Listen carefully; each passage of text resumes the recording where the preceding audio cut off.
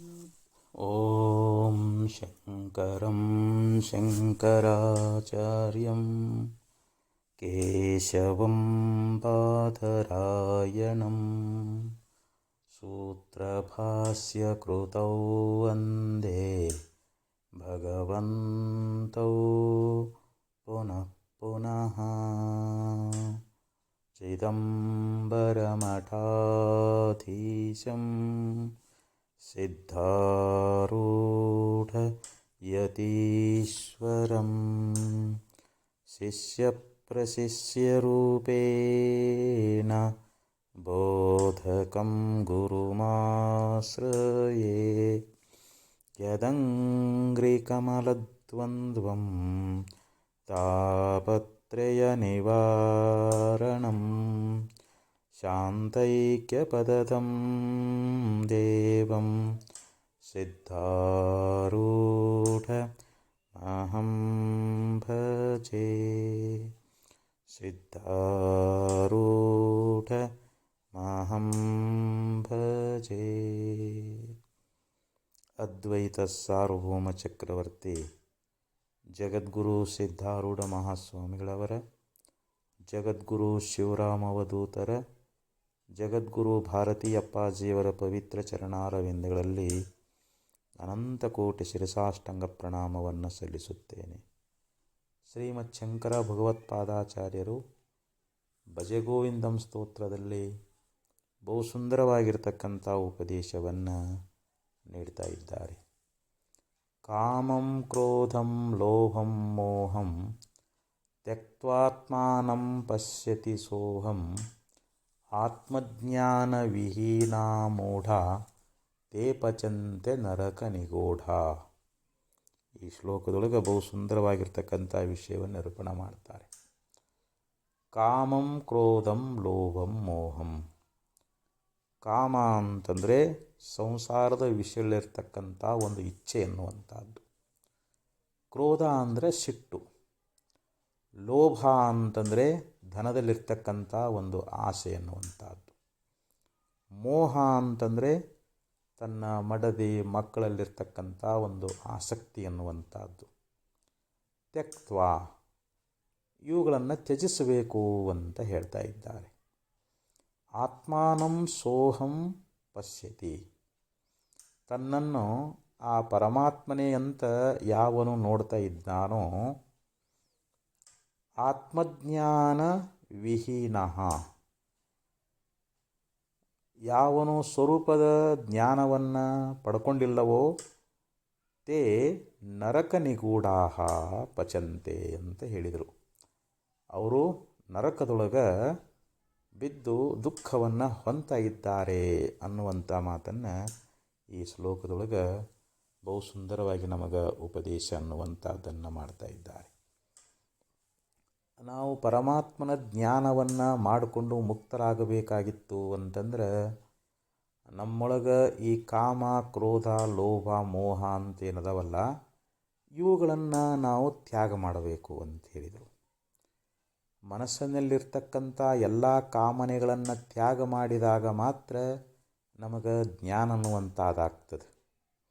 ಆ ಪರಬ್ರಹ್ಮ ಸ್ವರೂಪನೇ ನಾನಿದ್ದೇನೆ ಎನ್ನುವಂಥ ಈ ಯಥಾರ್ಥ ಜ್ಞಾನವನ್ನು ಮಾಡಿಕೊಳ್ಬೇಕಾಗಿತ್ತು ಅಂತಂದರೆ ಈ ದುರ್ಗುಣಗಳು ನಮ್ಮಿಂದ ದೂರ ಆಗಬೇಕು ಅಂತ ಇಲ್ಲಿ ಆಚಾರ್ಯರು ನಮಗೆ ಬೋಧ ಮಾಡಲಿಕ್ಕೆ ಹೊರಟಿದ್ದಾರೆ. ಕಾಮಶ್ಚ ಕ್ರೋಧಶ್ಚ ಲೋಭಶ್ಚ ದೇಹೇ ತಿಷ್ಟಂತಿ ತಸ್ಕರಾಹ ಜ್ಞಾನರತ್ನಾಪಹಾರಾಯ ತಸ್ಮಾತ್ ಜಾಗ್ರತ ಜಾಗ್ರತ ಜಾಗ್ರತ ಅಂತ ಹೇಳಿದರು. ವೀರಬಾಹುಕನಾಗಿರ್ತಕ್ಕಂಥವನು ಮಧ್ಯರಾತ್ರಿಯೊಳಗೆ ಪಟ್ಟಣದೊಳಗೆ ಗಸ್ತಿ ತಿರುಗಬೇಕಾದ್ರೆ ಈ ಮಾತನ್ನು ಹೇಳ್ತಾ ಇದ್ದಾನೆ. ಈ ಕಾಮ ಕ್ರೋಧ ಲೋಭ ಅನ್ನುವಂಥವು ನಮ್ಮ ಶರೀರದೊಳಗೆ ಕಳ್ಳರದಾರಂತ. ನಮಗೆ ಹೊರಗಿನ ಕಳ್ಳರಕ್ಕಿಂತಲೂ ನಮ್ಮೊಳಗನ ಕಳ್ಳರದಾರ. ನಮ್ಮಲ್ಲಿ ಏನು ಅವರು ಅಪಹರಣ ಮಾಡ್ತಾರೆ, ಏನು ಕಳ್ಳತನ ಮಾಡ್ತಾರ ಅಂತಂದರೆ ಜ್ಞಾನರತ್ನಾಪಹಾರಾಯ. ನಮ್ಮೊಳಗೆ ಒಂದು ದಿವ್ಯವಾಗಿರ್ತಕ್ಕಂಥ ಜ್ಞಾನ ಅದು ರತ್ನ ಸದೃಶ್ಯವಾಗಿ ಅದು. ಆ ಜ್ಞಾನ ಅನ್ನುವಂಥ ರತ್ನವನ್ನು ಈ ಕಾಮ ಕ್ರೋಧ ಲೋಭ ಅನ್ನುವಂಥ ಏನು ಕಳ್ಳರದಾರಲ್ಲ ಇವರು ಅದನ್ನು ಅಪಹರಿಸ್ತಾ ಇದ್ದಾರ. ಅದಕ್ಕೆ ಎಚ್ಚರಾಗಿರಿ ಎಚ್ಚರಾಗಿರಿ ಅಂತ ಎಲ್ಲರಿಗೂ ಎಚ್ಚರಿಕೆಯನ್ನು ಕೊಡ್ತಾ ಇದ್ದಾರೆ. ಅದಕ್ಕೆ ಇಲ್ಲಿ ನಾವು ಮನಸ್ಸಿನೊಳಗೆ ಏನಾದರೂ ಒಂದು ವಿಷಯ, ಸ್ತ್ರೀ ಆಗಲಿ ಅನೇಕ ಪ್ರಾಪಂಚಿಕ ವಿಷಯದೊಳಗೆ ಅದರ ಇಚ್ಛೆ ಅನ್ನುವಂಥದ್ದು ಮೂಡ್ತು ಅಂತಂದ್ರೆ ಆವಾಗ ನಮಗೆ ಅದನ್ನು ಪಡ್ಕೊಳ್ಬೇಕು ಅನ್ನುವಂಥ ಪ್ರಯತ್ನವನ್ನು ನಾವು ಮಾಡ್ತಾ ಇದ್ದೀವಿ. ಅದಕ್ಕಂತಾರವರು ಕಾಮಂ ಜಾನಾಮಿ ತೇ ಮೂಲಂ ಸಂಕಲ್ಪಾತ್ ಕಿಲ ಜಾಯತೆ ನತ್ವಾಂ ಸಂಕಲ್ಪಯಿಷ್ಯಾಮಿ ನಚ ಮೇ ಭವಿಷ್ಯತಿ ಅಂತ ಒಂದು ಕಡೆಯಲ್ಲಿ ಮಹಾತ್ಮರು ಹೇಳಿಕೊಂಡು ಬಂದರು. ಕಾಮಂ ಜಾನಾಮಿ ತೇ ಮೂಲಂ, ಹೇ ಕಾಮವೇ ನಿನ್ನ ಮೂಲವನ್ನು ನಾನು ಅರಿತಿದ್ದೇನೆ. ಸಂಕಲ್ಪ ಕಿಲ ಜಾಯತೆ, ನೀ ಸಂಕಲ್ಪದಿಂದಲೇ ಹುಟ್ಟುತ್ತಿ ಹೋದಿಲ್ಲ ಅಂತ ಕೇಳ್ತಾರೆ ಅವರು. ಮನಸ್ಸಿನೊಳಗೆ ಕಾಮ ಅನ್ನುವಂಥದ್ದು ಯಾವಾಗ ಹುಟ್ಟುತ್ತದೆ ಅಂತಂದ್ರೆ ನಾವು ವಿಷಯಗಳನ್ನು ಸಂಕಲ್ಪ ಮಾಡಿದ್ದೀವಿ ಅಂತಂದ್ರೆ ನಮ್ಮಲ್ಲಿ ಕಾಮ ಉದ್ಭವ ಆಗ್ತದಂತ. ನತ್ವಾಂ ಸಂಕಲ್ಪಯಿಷ್ಯಾಮಿ, ಆದರೆ ನಾನು ಸಂಕಲ್ಪವನ್ನೇ ಮಾಡಲಿಲ್ಲ ಅಂತಂದ್ರೆ ನಚಮೇ ಭವಿಷ್ಯತಿ, ನನಗೆ ಕಾಮ ಅನ್ನುವಂಥದ್ದು ಉಂಟಾಗ್ತದೇನೋ ಅಂತಂದರೆ ಉಂಟಾಗೋದಿಲ್ಲ. ಅದಕ್ಕೆ ಈ ಕಾಮಕ್ಕೆ ಸಂಕಲ್ಪವೇ ಮೂಲ ಅದ ಅಂತ ಹೇಳ್ತಾ ಇದ್ದಾರೆ. ಅದು ಸಂಕಲ್ಪದಿಂದಲೇ ಜನಿಸ್ಯದ. ನಾವು ವಿಷಯಗಳ ಧ್ಯಾನ, ಅನೇಕ ವಿಷಯಗಳನ್ನು ನಾವೇನು ಧ್ಯಾನ ಮಾಡ್ತೇವೆ, ಅದನ್ನು ಸಂಕಲ್ಪ ಮಾಡ್ತೇವೆ, ಅದನ್ನು ಹೊಂದಬೇಕು, ಅದರಿಂದ ಸುಖ ಪಡಿಬೇಕು ಅನ್ನುವಂಥ ಈ ಕಾಮ ಅನ್ನುವಂಥದ್ದು ಯಾವ ಒಂದು ವಿಷಯಗಳ ಧ್ಯಾನದಿಂದ ಹುಟ್ಟುತ್ತದೆ ಅಂತ ಹೇಳಿದರು. ಅದಕ್ಕೆ ಸಂಕಲ್ಪ ಪ್ರಭವಾನ್ ಕಾಮ. ಅದಕ್ಕೆ ಏನು ಹೇಳಿದರು ಅಂತಂದರೆ ಈ ಸಂಕಲ್ಪದಿಂದಲೇ ಹುಟ್ಟತಕ್ಕಂಥದ್ದು ಕಾಮ ಅನ್ನುವಂಥ ಮಾತನ್ನು ಕೂಡ ನಮಗೆ ಬೋಧ ಮಾಡಿಕೊಂಡು ಬಂದಾರ. ಅದಕ್ಕೆ ಶ್ರೀಮನ್ ನಿಜಗುಣ ಶ್ರೀಗಳವರು ಕೂಡ ಬಿಡಬೇಕು ಬಲು ಹಿಂದೆ ತನ್ನಿರವನು ಕೆಡಿಸುವ ಕಾಮವಿದನು ಕಂಡ ಯೋಗಿ ಅಂತ ಹೇಳಿದರು. ಅಂದರೆ ನಮ್ಮ ಇರುವನ್ನು, ನಮ್ಮ ಸ್ವರೂಪವನ್ನು, ನಮಗೆ ಲೋಕದಲ್ಲಿ ಬರ್ತಕ್ಕಂಥ ಒಂದು ಮನ್ನಣೆಯನ್ನು, ನಮಗೆ ಗುರು ಹಿರಿಯರ ಒಲುಮೆ ಅನ್ನುವಂಥದ್ದು, ನಾವು ಪಡೆಯುವಂಥ ತಪಸ್ಸಿನ ಸಿದ್ಧಿ ಅನ್ನುವಂಥದ್ದನ್ನು, ಇದೆಲ್ಲವನ್ನು ಕೆಡಿಸಿಬಿಡುವಂಥದ್ದಾಗ್ಯದ. ಅದಕ್ಕೆ ನಾವು ಯೋಗಿಯಾಗಿರ್ತಕ್ಕಂಥವನು, ಸಾಧಕನಾಗಿರುವಂಥವನು ಈ ಕಾಮ ಅನ್ನುವಂಥದ್ದನ್ನು ಆದಷ್ಟು ಇದನ್ನು ತ್ಯಾಗ ಮಾಡಬೇಕು ಅನ್ನುವಂಥ ಮಾತನ್ನು ಭಾಳ ಸುಂದರವಾಗಿ ನಮಗೆ ಉಪದೇಶ ಅನ್ನುವಂಥದ್ದನ್ನು ಮಾಡ್ಕೊಂಡು ಬರ್ತಾ ಇದ್ದಾರೆ. ವಿಮುಂಚತಿ ಯದಾ ಕಾಮಾನ್ ಮಾನವೋ ಮನಸಿ ಸ್ಥಿತಾನ್ ತರ್ಹೇವ ಪುಂಡರೀಕಾಕ್ಷ ಭಗವತ್ವಾಯ ಕಲ್ಪತೆ ಅಂತ ಹೇಳಿದರವರು. ಯದಾ ಕಾಮಾನ್ ಮಾನವ ಅಂದರೆ ಮಾನವನಾಗಿರ್ತಕ್ಕಂಥವನು ಮನಸಿ ಸ್ಥಿತಾನ್ ಕಾಮಾನ್ ಯದಾ ವಿಮುಂಚತಿ ಅಂತ, ಮನಸ್ಸಿನಲ್ಲಿ ಉಂಟಾಗ್ತಕ್ಕಂಥ, ಮನಸ್ಸಿನಲ್ಲಿರುವಂಥ ಎಲ್ಲ ಕಾಮನೆಗಳನ್ನು ಮನುಷ್ಯ ಯಾವಾಗ ಬಿಡ್ತಾ ಇದ್ದಾನೆ, ತನ್ನ ಮನಸ್ಸಿರ್ತಕ್ಕಂಥ ಕಾಮಗಳನ್ನು ಯಾವಾಗ ತ್ಯಾಗ ಮಾಡ್ತಾ ಇದ್ದಾನೆ, ತರ್ಹೇವ ಪುಂಡರೀಕಾಕ್ಷ ಭಗವತ್ವಾಯ ಕಲ್ಪತೆ, ಆ ಭಗವಂತನನ್ನು ಹೊಂದಲಿಕ್ಕೆ ಅವನು ಅರ್ಹನಾಗ್ತಾ ಇದ್ದಾನೆ. ಅವನಿಗೆ ಭಗವಂತನ ದಿವ್ಯ ದರ್ಶನ ಅನ್ನುವಂಥದ್ದಾಗ್ತದೆ. ನಮ್ಮ ಮನಸ್ಸಿನಲ್ಲಿ ಕಾಮಗಳಿತ್ತು ಅಂತಂದರೆ ನಾವು ಭಗವಂತನನ್ನು ಕಾಣಲಿಕ್ಕಾಗೋದಿಲ್ಲ. ಚಹಾ ಕಾಮಹೈ ವಹಾ ರಾಮನಹಿ, ಚಹಾ ರಾಮಹೈ ವಹಾ ಕಾಮನಹಿ ಅಂತ ಹೇಳ್ತಾರೆ. ನಮ್ಮ ಮನಸ್ಸಿನೊಳಗೆ ಕಾಮ ಪ್ರವೇಶ ಆಗಿದ್ದ ಅಂತಂದರೆ ಅಲ್ಲಿ ರಾಮ ಅದಾನೇನು ಅಂತಂದರೆ ಇಲ್ಲ. ಮನಸ್ಸಿನೊಳಗೆ ಕಾಮ ತುಂಬಿಕೊಂಡಿರುವಾಗ ಅಲ್ಲಿ ರಾಮ ಇರೋದಿಲ್ಲ. ಒಂದು ವೇಳೆ ನಮ್ಮ ಮನಸ್ಸಿನೊಳಗೆ ರಾಮ ಬಂದಾನ ಅಂತಂದ್ರೆ ಅಲ್ಲಿ ಕಾಮ ಅನ್ನುವಂಥವನು ಇರೋದಿಲ್ಲ ಅಂತ ಮಾಲಿಂಗರಂಗರು ಒಂದು ಪದ್ಯದೊಳಗೆ ಭಾಳ ಸುಂದರವಾಗಿ ಹೇಳ್ತಾರೆ. ಮೃಗ ಮಿಥುನದಂದಲಲಿರಮಿಸಲು ಮಗನಿಕೇನ್ಮುನಿಗಳು ಪಾಂಡುರಾಯನು ತೆಗೆಲಸುವನು ಶಪಿಸಿದನು ನಿಜ ಸತಿಯ ಕೂಡಿದರೆ ಹೋಗು ಯಮನಪುರಿಗೆ ಎನ್ನುತ್ತಲಾ ಸತಿಯ ನಗಲಿಕೆಯಲ್ಲಿದ್ದವನು ಮನಸಿಜ ನುಗಿದ ಖಡ್ಗದಿದ್ದು ಮಡಿದ ಮಡದಿಯ ತನು ಓಳೆಡೆಗೆಡೆದು. ನೋಡ್ರಿ, ನೋಡ್ರಿ, ಮೃಗ ಮಿಥುನದಂದಲಿ ರಮಿಸಲು. ಇಲ್ಲಿ ಪಾಂಡುರಾಜ ಒಂದ್ಸಲ ಏನು ಮಾಡಿದ ಅಂತಂದರೆ, ಅರಣ್ಯದೊಳಗೆ ಕಿಂದಮ ಅನ್ನುವಂಥ ಒಬ್ಬ ಋಷಿ ಇದ್ದ. ಒಂದು ದಿವಸ ಹಗಲ ಸಮಯದೊಳಗೆ ಈ ದಾಂಪತ್ಯ ಸುಖವನ್ನು ಪಡೆದು ನೋಡಬೇಕು ಅಂತ ಅವನಿಗೆ ಇಚ್ಛಾ ಆಯಿತು. ಆದರೆ ಮನುಷ್ಯನಾಗಿ ಹಾಗೆ ಮಾಡುವುದು ಅವನಿಗೆ ಅಯೋಗ್ಯ ಅನ್ನಿಸ್ತು. ಆವಾಗ ಅವ ಏನು ಮಾಡಿದ ಅಂತಂದರೆ, ಆ ಋಷಿ ದಂಪತಿಗಳು ಜಿಂಕೆಗಳಾಗಿ ರಮಿಸ್ಲಿಕ್ಕೆ ಹತ್ತಿದ್ರು. ಅದೇ ಸಮಯದೊಳಗೆ ಅಲ್ಲಿಗೆ ಬೇಟೆಯಾಡಲಿಕ್ಕೆ ಪಾಂಡುರಾಜ ಬಂದಿದ್ದ. ಪಾಂಡುರಾಜ ಅಲ್ಲಿ ಬೇಟೆ ಆಡಲಿಕ್ಕೆ ಬಂದಿದ್ದ. ಅದನ್ನು ಕಂಡು ಅವನಿಗೆ ಬೇಟೆಯಾಡುವಂಥ ಒಂದು ವ್ಯಸನ, ಬಾಣವನ್ನು ಪ್ರಯೋಗ ಮಾಡ್ತಾ ಇದ್ದಾನೆ. ಆ ಬಾಣ ಅನ್ನುವಂಥದ್ದು ಆ ಜಿಂಕೆಯಾಗಿರ್ತಕ್ಕಂಥ ಕಿಂದಮನಿಗೆ ತಾಗಿಬಿಡ್ತದೆ. ಉಸಿರುಗಟ್ಟಿನ ಪ್ರಾಣ ಹೋಗುವಂಥ ಪ್ರಸಂಗ ಬರ್ತದೆ. ಅವ ತನ್ನ ಸ್ತ್ರೀ ಸುಖವನ್ನು ಪೂರ್ಣವಾಗಿ ಅನುಭೋಗಿಸಿದ್ದಿಲ್ಲ. ಅವನಿಗೆ ಭಾಳ ವ್ಯಥೆ ಆಗ್ತದೆ. ಅವಾಗ ಕಿಂದಮ ಆ ಪಾಂಡುರಾಜನನ್ನು ಕುರಿತು, ನೀನೂ ಕೂಡ ಇದೇ ಅವಸ್ಥೆಯೊಳಗೆ ಸಾಯಿ ಅಂಥೇಳಿ ಶಾಪವನ್ನು ಕೊಡ್ತಾ ಇದ್ದಾನ. ಅಲ್ಲಿ ಅವನ ಪ್ರಾಣ ಹೋಗಿಬಿಡ್ತದೆ. ಇತ್ತ ಪಾಂಡುರಾಜ ಏನು ಮಾಡಿದ ಅಂತಂದ್ರೆ, ಆ ಸುಖವನ್ನು ಕಳ್ಕೊಂಡು ಇನ್ನು ಈ ರಾಜ್ಯಗಳು ನನಗೆ ಯಾಕೆ ಬೇಕು ಅಂಥೇಳಿ ಕಾಡಿನೊಳಗನ ವೈರಾಗ್ಯವನ್ನು ತಾಳಿ ತಪಶ್ಚರ್ಯೆಗೆ ಹೋಗ್ತಾ ಇದ್ದಾನೆ. ಹೀಗಿರಬೇಕಾದ್ರೆ ಒಂದು ದಿವಸ ಆ ಅರಣ್ಯದಲ್ಲಿರ್ತಕ್ಕಂಥ ಋಷಿಗಳೆಲ್ಲರೂ ಬ್ರಹ್ಮಲೋಕಕ್ಕೆ ಹೊರಟಿದ್ದರು. ಪಾಂಡುರಾಜ ಏನಂದ, ನಾನೂ ಕೂಡ ಅವ್ರ ಜೊತೆಯೊಳಗೆ ಹೋಗಬೇಕು ಅಂಥೇಳಿ ಹೊರಟ. ಆದರೆ ಮಕ್ಕಳಿಲ್ದವರಿಗೆ ಬ್ರಹ್ಮಲೋಕದೊಳಗೆ ಪ್ರವೇಶ ಇಲ್ಲ ಅಂಥೇಳಿ ಋಷಿಗಳು ಅವನಿಗೆ ಹೇಳಿ ಹಿಂದಕ್ಕೆ ಕಳಿಸಿಬಿಟ್ರು. ಆ ಪಾಂಡುರಾಜನಿಗೆ ಭಾಳ ಚಿಂತೆ ಎತ್ತಿಬಿಡ್ತು. ಆವಾಗ ಅವನ ಹೆಂಡತಿಯಾಗಿರ್ತಕ್ಕಂಥ ಕುಂತಿದೇವಿ ಗಂಡನಿಗೆ ಹಿತ ಮಾಡಬೇಕು ಅಂಥೇಳಿ ದುರ್ವಾಸರು ಕೆಲವು ಮಂತ್ರಗಳನ್ನು ಕೊಟ್ಟಿದ್ದರು. ದುರ್ವಾಸರನ್ನು ಆಕೆ ಸೇವಾ ಮಾಡಿ ಒಲಿಸ್ಕೊಂಡಿದ್ಲು.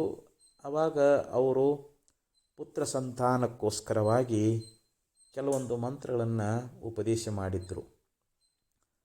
ಆವಾಗ ಆಕೆ ಆ ಮಂತ್ರದ ಫಲವಾಗಿ ಏನು ಮಾಡಿದ್ಲು ಅಂತಂದರೆ 3 ಜನ ಮಕ್ಕಳಿಗೆ ಜನ್ಮವನ್ನು ಕೊಟ್ಟಳು. ಆವಾಗ ಒಂದು ಮಂತ್ರವನ್ನು ಮಾದ್ರಿಗೂ ಹೇಳಿಕೊಟ್ಲು.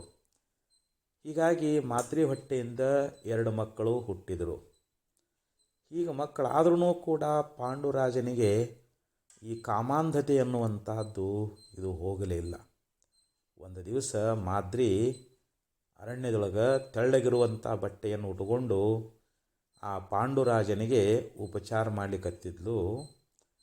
ಎಷ್ಟು ಬ್ಯಾಡಂದ್ರೂ ಕೂಡ ಕೇಳಿಲ್ಲ. ಇವನಿಗೆ ಕಾಮಾಸಕ್ತಿ ಆಗಿಬಿಡ್ತು ಪಾಂಡುರಾಜನಿಗೆ.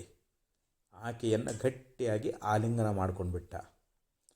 ಆ ಕಿಂದಮ ಋಷಿಯನ ಶಾಪ ಆಗಿತ್ತಲ್ಲ, ಆ ಶಾಪದಿಂದ ಅವನಿಗೆ ಪ್ರಾಣ ಅನ್ನುವಂಥದ್ದು ಹೋಗುವಂಥದ್ದಾಯಿತು. ನೋಡ್ರಿ, ಕೇವಲ ಪಾಂಡುರಾಜ ಒಂದು ಆಲಿಂಗನ ಸುಖಕ್ಕೋಸ್ಕರವಾಗಿ ತನ್ನ ಜನ್ಮವನ್ನೇ ಕಳ್ಕೊಂಡ ಅಂಥೇಳಿ ಹಿಂಗೆ ಇಲ್ಲಿ ಮಾಲಿಂಗರಂಗರು ಒಂದು ಉದಾಹರಣೆಯನ್ನು ಕೊಟ್ಟು ತಿಳಿಸ್ತಾ ಇದ್ದಾರೆ. ಹಾಗೆ ಇಲ್ಲಿ ರಾವಣ, ಕೀಚಕಾದಿಗಳು ಇವರೂ ಕೂಡ ಕಾಮಾಸಕ್ತರಾಗಿಯೇ ತಮ್ಮ ತಮ್ಮ ಪ್ರಾಣವನ್ನು ಕಳ್ಕೊಳ್ಳುವಂಥವರಾದರು. ಅದಕ್ಕೆ ನಾವು ಈ ಕಾಮ ಅನ್ನುವಂಥದ್ದನ್ನು ಮನಸ್ಸಿನಿಂದ ತ್ಯಾಗ ಮಾಡಿದ್ದೀವಿ ಅಂತಂದರೆ ಭಗವಂತ ನಮಗೆ ಒಲಿತಾ ಇದ್ದಾನ. ಅವನ ಯಥಾರ್ಥವಾದ ಸ್ವರೂಪದ ಸಾಕ್ಷಾತ್ಕಾರವನ್ನು ನಾವು ಮಾಡಿಕೊಳ್ತಾ ಇದ್ದೀವಿ. ಅದಕ್ಕೆ ನಾಸ್ತಿ ಕಾಮ ಸಮೋವ್ಯಾಧಿ ಅಂತ ಹೇಳಿದರು. ಕಾಮಕ್ಕೆ ಸಮಾನವಾಗಿರ್ತಕ್ಕಂಥ ಒಂದು ರೋಗ ಅನ್ನುವಂಥದ್ದು ಅದೇನು ಅಂತ ವಿಚಾರ ಮಾಡಿದರೆ ಇಲ್ಲ. ಭಗವದ್ಗೀತೆಯೊಳಗೆ ಭಗವಂತನೂ ಕೂಡ ಅರ್ಜುನನ ಕುರಿತು ಹೇಳ್ತಾ ಇದ್ದಾನೆ. ಅರ್ಜುನ ಏನು ಪ್ರಶ್ನೆ ಮಾಡಿದ ಅಂತಂದ್ರೆ, ಹೇ ಭಗವಂತ, ಈ ಲೋಕದೊಳಗೆ ಜೀವನಿಗೆ ಪಾಪ ಮಾಡಬೇಕನ್ನುವಂಥ ಇಚ್ಛಾ ಇರೋದಿಲ್ಲ. ಆದ್ರೂ ಕೂಡ ಅವನು ಪಾಪ ಮಾಡ್ತಾ ಇದ್ದಾನಲ್ಲ, ಅವನ ಪಾಪ ಕಾರ್ಯಗಳಿಗೆ ಕಾರಣ ಯಾವುದು, ಅವನನ್ನು ಬಲವಂತವಾಗಿ ಪಾಪ ಕಾರ್ಯದಲ್ಲಿ ಯಾವ ತೊಡಗಿಸ್ತದ ಅಂತ ಪ್ರಶ್ನೆ ಮಾಡಿದಾಗ ಭಗವಂತ ಉತ್ತರ ಕೊಡ್ತಾನ. ಕಾಮ ಏಷ ಕ್ರೋಧ ಏಷ ರಜೋಗುಣ ಸಮೋದ್ಭವ ಮಹಾಶನೋ ಮಹಾಪಾಪ್ಮ ವಿದ್ಯೇನ ಮಿಹ ವೈರಿಣಂ ಅಂತ ಹೇಳಿದ. ಅಂದರೆ ಈ ಕಾಮ ಆಗಲಿ ಕ್ರೋಧ ಆಗಲಿ ಇವು ಎರಡು ರಜೋಗುಣಗಳಿಂದ ಉತ್ಪತ್ತಿಯಾಗ್ತಾ ಇದ್ದಾವೆ ಅಂತ. ಕಾಮ ಕ್ರೋಧ ಇವೆರಡು ಏನದಾವು ದುರ್ಗುಣಗಳು. ಈ ಕಾಮದ ಹೊಟ್ಟೆ ಬಹಳ ದೊಡ್ಡದು ಅಂತ, ಇದು ಮಹಾಪಾಪಿಯಾಗಿರ್ತಕ್ಕಂಥದ್ದು. ಅದಕ್ಕೆ ವಿದ್ಯೇನ ಮಿಹ ವೈರಿಣಂ, ಇದನ್ನು ವೈರಿ ಅಂತ ತಿಳ್ಕೋ ಅಂತ ಭಗವಂತ ಹೇಳ್ತಾ ಇದ್ದಾನೆ. ಅರ್ಜುನ, ಈ ಕಾಮ ಅನ್ನುವಂಥದ್ದು ಏನದಲ್ಲ, ಇದು ಒಂದು ದೊಡ್ಡ ಶತ್ರು ಅಂತ. ಅದಕ್ಕೆ ಮುಂದೆ ಹೇಳ್ತಾನ, ಧೂಮೇನಾವ್ರಿಯತೆ ವನ್ನಿಃ ಯಥಾದರ್ಶ್ಯೋ ಮಲೇನ ಚ ಯಥೋಲ್ಬೇನಾವೃತೋ ಗರ್ಭಃ ತಥಾ ತೇನೇದಮಾವೃತಂ. ಈ ಅಗ್ನಿ ಅನ್ನುವಂಥದ್ದನ್ನು ಹೆಂಗೆ ಹೊಗೆ ಅನ್ನುವಂಥದ್ದು ಆವರಣ ಮಾಡೈತೋ, ಕನ್ನಡಿ ಅನ್ನುವಂಥದ್ದನ್ನು ಧೂಳು ಹೆಂಗೆ ಆಕ್ರಮಣ ಮಾಡೈತೋ, ಆ ಪಿಂಡವನ್ನು ಜರೆ ಅನ್ನುವಂಥ ಚೀಲ ಅನ್ನುವಂಥದ್ದು ಹೆಂಗೆ ಆವರಣ ಮಾಡೈತೋ, ಹಂಗೆ ಈ ಕಾಮ ಅನ್ನುವಂಥದ್ದು ನಮ್ಮಲ್ಲಿರ್ತಕ್ಕಂಥ ಜ್ಞಾನವನ್ನು ಆವರಣ ಮಾಡ್ಯದ. ನೋಡಿರಿ, ಆ ಜ್ಞಾನವನ್ನು ಆವರಣ ಮಾಡಿದ್ದ್ಯಾವುದು ಅಂತಂದರೆ ಈ ಕಾಮ ಅನ್ನುವಂಥದ್ದು. ಅದಕ್ಕೆ ಉದಾಹರಣೆ ಕೊಟ್ಟರು ಅವರು. ಈಗ ಹೊಗೆ ಮುಚ್ಚಿದ್ದಕ್ಕೆ ನಮಗೆ ಅಗ್ನಿ ಕಾಣಿಸ್ತಾ ಇಲ್ಲ, ಒಲೆಯೊಳಗೆ ಬೆಂಕಿ ಅದು ಕರೆ, ಹೊಗೆ ಮುಚ್ಚಿಬಿಟ್ಟದ, ನಮಗೆ ಅಗ್ನಿನೇ ಕಾಣಿಸ್ತಾ ಇಲ್ಲ. ಹಾಗೆ ಕನ್ನಡಿಯೊಳಗೆ ನಾವು ಮುಖ ನೋಡ್ಕೊಳ್ತೀವಿ, ನಮ್ಮ ಮುಖ ಕಾಣಿಸ್ತಲ್ಲ. ಯಾಕೆ? ಅದರ ಮೇಲೆ ಧೂಳು ಮುಚ್ಚಿಬಿಟ್ಟದ. ಹಂಗೆ ಈ ಪಿಂಡ ಗರ್ಭದಲ್ಲಿರ್ತಕ್ಕಂಥ ಮಗುವಿಗೆ ಆ ಜರ ಅನ್ನುವಂಥ ಚೀಲ ಆವರಣ ಮಾಡಿದಂತೆ ಈ ಕಾಮ ಅನ್ನುವಂಥದ್ದು ನಮಗೆ ಜ್ಞಾನವನ್ನು ಆವರಣ ಮಾಡ್ಯದ. ಅದಕ್ಕೆ ಈ ಜ್ಞಾನವನ್ನು ನಾವು ಹೊಂದಬೇಕಾಗಿತ್ತು ಅಂತಂದರೆ ಈ ನಮಗೆ ಶತ್ರುವಾಗಿರ್ತಕ್ಕಂಥ ಕಾಮವನ್ನು ತ್ಯಾಗ ಮಾಡಬೇಕು ಅಂತ ಹೇಳ್ತಾ ಇದ್ದಾರೆ. ಅದಕ್ಕೆ ಜೈಶತ್ರುಂ ಮಹಾಬಾಹು ಕಾಮರೂಪಂ ದುರಾಸದಂ ಅಂತ ಹೇಳಿದರು. ಈ ಕಾಮವನ್ನು ಜಯಿಸೋದಷ್ಟು ಸುಲಭವಲ್ಲ. ಇಂಥ ಶತ್ರುವಾಗಿರ್ತಕ್ಕಂಥ ಕಾಮನನ್ನು ನೀನು ಜಯಿಸು ಅಂತ ಹೇಳ್ತಾ ಇದ್ದಾರೆ. ಇದನ್ನು ಬಿಟ್ಟು ಬಿಡು ಅಂತ ಹೇಳಿದರು. ಈ ಕಾಮ ಅನ್ನುವಂಥದ್ದನ್ನು ಬಿಟ್ಟು ಬಿಡು ಅಂತ ಹೇಳ್ತಾ ಇದ್ದಾರೆ. ಅದನ್ನು ಗೀತೆಯಲ್ಲಿ ಪರಮಾತ್ಮ ಹೇಳ್ತಾನೆ, ತ್ರಿವಿಧಂ ನರಕಸ್ಯೇದಂ ದ್ವಾರಂ ನಾಶನಮಾತ್ಮನಃ ಕಾಮಕ್ರೋಧಃ ತಥಾ ಲೋಭಃ ತಸ್ಮಾದೇತತ್ರಯಂ ತ್ಯಜೇತ್ ಅಂತ ಹೇಳಿದ. ನೋಡ್ರಿ, ನರಕಕ್ಕೆ ಹೋಗಲಿಕ್ಕೆ 3 ದ್ವಾರಗಳದಾವ. ಒಂದು ಕಾಮ, ಇನ್ನೊಂದು ಕ್ರೋಧ, ಮತ್ತೊಂದು ಲೋಭ. ಈ ಕಾಮ ಕ್ರೋಧ ಲೋಭಗಳೇ ನರಕಕ್ಕೆ ದ್ವಾರಗಳು ಅಂತ. ನಮ್ಮಲ್ಲಿ ಕಾಮಗುಣ ಪ್ರವೇಶ ಆಯಿತು ಅಂತಂದರೆ ಆ ಕಾಮದಿಂದ ನಾವು ಪಾಪವನ್ನು ಮಾಡ್ತಾ ಇದ್ದೀವಿ. ಆ ಪಾಪದಿಂದ ನಮಗೆ ನರಕ ಅನ್ನುವಂಥದ್ದು ಪ್ರಾಪ್ತಿಯಾಗ್ತದೆ. ಹಾಗೆ ನಮ್ಮಲ್ಲಿ ಕ್ರೋಧ, ಸಿಟ್ಟು ಅನ್ನುವಂಥದ್ದು ಬಂತು ಅಂತಂದರೆ ಆ ಸಿಟ್ಟಿನಿಂದ ನಾವು ಅಲ್ಲಿಯೂ ಕೂಡ ಅನೇಕ ಪಾಪಗಳನ್ನು ಮಾಡ್ತೇವೆ, ಅನೇಕ ಹಿಂಸಾದಿಗಳು ಘಟಿಸ್ತಾ ಇದ್ದಾವೆ. ಅದರಿಂದಲೂ ಕೂಡ ನಮಗೆ ನರಕ ಪ್ರಾಪ್ತಿಯಾಗ್ತದೆ. ಹಾಗೆ ಲೋಭಗುಣ ಅನ್ನುವಂಥದ್ದು, ಎಲ್ಲವೂ ನನಗೇ ಇರಲಿ ಅಂಥೇಳಿ ಅನ್ಯರಿಗೆ ಕೊಡಲಾರ್ದಂಗೆ ಅದನ್ನೇನು ಬಚ್ಚಿಡ್ತೇವಲ್ಲ, ನಮ್ಮಲ್ಲಿರ್ತಕ್ಕಂಥ ಜಿಪುಣತನದಿಂದಲೂ ಕೂಡ ನಮಗೆ ಅನರ್ಥಗಳು ಸಂಭವಿಸ್ತಾ ಇದ್ದಾವೆ, ಪಾಪಗಳು ಸಂಭವಿಸ್ತದೆ. ನಾವು ಲೋಭದಿಂದ ಎಷ್ಟೋ ಪಾಪಗಳನ್ನು ಮಾಡ್ತಾ ಇದ್ದೀವಿ, ಅದು ಕೂಡ ನರಕಕ್ಕೆ ಬಾಗಲಾಗ್ತದೆ. ಅದಕ್ಕೆ ಇವು 3 ಬಿಡು ಅಂತ ಹೇಳಿದ ಭಗವಂತ. ತ್ರಿವಿಧಂ ನರಕಸ್ಯೇದಂ ದ್ವಾರಂ ನಾಶನಮಾತ್ಮನಃ ಕಾಮಕ್ರೋಧಃ ತಥಾ ಲೋಭಃ ತಸ್ಮಾತ್ ಏತತ್ರಯಂ ತ್ಯಜೇತ್. ಈ 3 ನೀನು ತ್ಯಾಗ ಮಾಡಿಬಿಡುವಂತ. ಕಾಮ ಕ್ರೋಧ ಲೋಭ ಈ 3 ನರಕಕ್ಕೆ ಸಾಧನದಾವು, ನರಕಕ್ಕೆ ಕಾರಣ ಆಗಿದ್ದಾವೆ. ಇವು 3 ತ್ಯಾಗ ಮಾಡು ಅನ್ನುವಂಥ ಮಾತನ್ನು ಭಗವಂತ ಬಹು ಸುಂದರವಾಗಿ ನಮಗೆ ಉಪದೇಶ ಅನ್ನುವಂಥದ್ದನ್ನು ಮಾಡ್ಕೊಂಡು ಬರ್ತಾ ಇದ್ದಾನೆ. ಅದಕ್ಕೆ ನೋಡಿರಿ, ನಾವು ಇಂಥ ಭಗವಂತ ನಮಗೆಂಥ ಒಂದು ಮನುಷ್ಯ ಜನ್ಮ ಕೊಟ್ಟಾನ. ಆದರೂ ಕೂಡ ನಾವು ಏನು ಮಾಡ್ತಾ ಇದ್ದೀವಿ ಅಂತಂದ್ರೆ ಈ ಜನ್ಮದೊಳಗೆ ಆ ಭಗವತ್ ತತ್ವವನ್ನು ತಿಳ್ಕೊಳ್ಳಾರ್ದ ಕಾಮ ಕ್ರೋಧ ಲೋಭಾದಿಗಳಿಂದ ನಮ್ಮ ಜನ್ಮವನ್ನು ಹಾಳು ಮಾಡಿಕೊಳ್ತಾ ಇದ್ದೀವಿ. ದುಷ್ಪ್ರಾಪಂ ಮಕರಾಕರೆ ಕರತಲಾದ್ ರತ್ನಂ ನಿಮಗ್ನಂ ಯಥಾ ಸಂಸಾರೇತ್ರ ತಥಾ ನರತ್ವಮತತತ್ ಪ್ರಾಪ್ತಂ ಮಯಾ ನಿರ್ಮಲಂ ಭ್ರಾತಃ ಪಶ್ಯ ವಿಮೂಢತಾಂ ಮಹಃ ನೀತಂ ಯದೇತನ್ಮುದಾಂ ಕಾಮಕ್ರೋಧ ಕುಬೋಧ ಮತ್ಸರ ಕುಧಿರ್ಮಾಯಾಂ ಆಮೋಹತಃ. ವೈರಾಗ್ಯ ಶತಕದೊಳಗೆ ಒಬ್ಬ ಮಹಾತ್ಮನು ಶ್ಲೋಕದಲ್ಲಿ ಭಾಳ ಸುಂದರವಾಗಿ ಹೇಳಿದರು. ದುಷ್ಪ್ರಾಪಂ ಮಕರಾಕರೆ ಕರತಲಾದ ರತ್ನಂ ನಿಮಗ್ನಂ ಯಥಾ.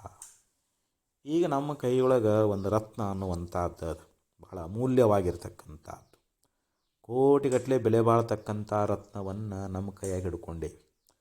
ಸಮುದ್ರದೊಳಗೆ ನಾವು ಪ್ರಯಾಣ ಮಾಡಲಿಕ್ಕತ್ತಿದ್ದೀವಿ, ಕೈಯೊಳಗೆ ರತ್ನ ಹಿಡ್ಕೊಂಡೇವಿ. ಅಕಸ್ಮಾತ್ ಜಾರಿ ಆ ರತ್ನ ಸಮುದ್ರದೊಳಗೆ ಬಿತ್ತು ಅಂತಂದ್ರೆ ಅದು ಪುನಃ ಸಿಗುತ್ತದೇನು ಅಂತಂದರೆ ಸಿಗಲಾರದು. ಯಾಕೆ ಸಮುದ್ರದಲ್ಲಿ ಬಿದ್ದಂಥ ರತ್ನವನ್ನು ನಾವು ಮರಳಿ ಪಡ್ಕೊಳ್ತೀವಿ ಅಂದರೆ ಅದು ನಮಗೆ ಸಿಗೋದು ಭಾಳ ಅಸಾಧ್ಯ ಅಂತ ಹೇಳ್ತಾ ಇದ್ದಾರೆ. ಹಿಂಗೆ ಸಂಸಾರೇತ್ರ ತಥಾ ನರತ್ವ ಮತತತ್ ಪ್ರಾಪ್ತಂ ಮಯಾ ನಿರ್ಮಲಂ. ಆ ರೀತಿಯೊಳಗೆ ನಾವು ಉತ್ತಮವಾಗಿರ್ತಕ್ಕಂಥ ಈ ಮನುಷ್ಯ ಜನ್ಮ, ಈ ಸಂಸಾರದೊಳಗೆ ಇದು ಸಿಗೋದು ಭಾಳ ದುರ್ಲಭ ಅಂತಾರೆ. ನಮಗೆ ಹೆಂಗೋ ಅದು ಬಂದುಬಿಟ್ಟೈತಂತ ದುರ್ಲಭವಾಗಿರ್ತಕ್ಕಂಥ ಮನುಷ್ಯ ಜನ್ಮ ಏನೋ ಭಗವಂತ ನಮಗೆ ಕರುಣಾ ಮಾಡಿದಾನ. ಆದರೆ ನಾವಿಲ್ಲೇನು ಮಾಡ್ಲಿಕ್ಕತ್ತಿದ್ದೀವಿ? ಭ್ರಾತಃ ಪಶ್ಯ ವಿಮೂಢತಾಂ ಮಹಃ ನೀತಂ ಯದೇತನ್ಮುಧಾ.